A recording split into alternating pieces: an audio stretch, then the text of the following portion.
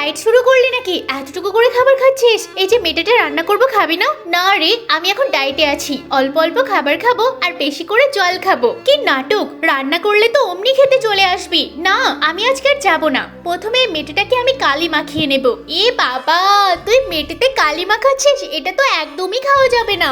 দেখ, রেসিপিটা যেহেতু আমি খাবো, আমার মতো রান্না করতে দে। তুই নাকি খাবি না? তোর তো আবার ডায়েট আছে। প্রথমে কয়লাগুলোকে এর উপরে দিয়ে দিলাম। কিছুক্ষণ পরে মেটের উপর থেকে কয়লাগুলোকে সরিয়ে ফেললাম। মেটেটা একদম সিদ্ধ হয়ে গেছে। এবার জলের ভিতর দিয়ে ভালো করে পরিষ্কার করে নেব। এবার এটাকে স্লাইস করে কাটার পালা। কতদিন পর যে পোড়া মেটেটা খাচ্ছি, আমার তো এই রেসিপিটা ভীষণ ভালো লাগে। এর উপর দিয়ে শুধু একটু লঙ্কার আচার দিয়ে দেব। ব্যাস, এটা তৈরি হয়ে গেল। এবার সোজা টেবিলে নিয়ে যাব আর ওকে দেখিয়ে দেখিয়ে খাবো। এই দেখ, আমার রেসিপি দেখলে জিভে জল চলে আসবে। আহা, কি ভালো খেতে হয়েছে। তুই খেলে তো তুই ভুলতেই পারবি না আমার হাতের রান্না কেমন। দেখ, আমাকে লোভ দেখিয়ে লাভ নেই। যেহেতু আমি ডায়েটে আছি, আমার কাছে সব খাবারই তুচ্ছ। হ্যাঁ, কতদিন থাকি সেটাও দেখবো।